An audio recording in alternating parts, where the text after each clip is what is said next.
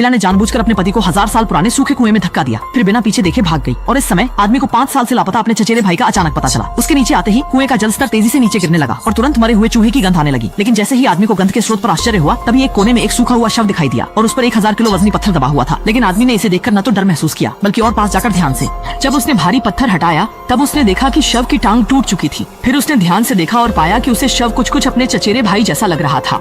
5 साल पहले तैरने में माहिर मेरा चचेरा भाई नदी में खेलते समय अकस्मात डूबकर मर गया। आदमी लगभग डर से पसीने से तर हो गया, यह सोचकर कि चचेरे भाई की लाश यहाँ कैसे हो सकती है। फिर आदमी ने प्रश्नों के साथ कुएं में सुराग तलाशे।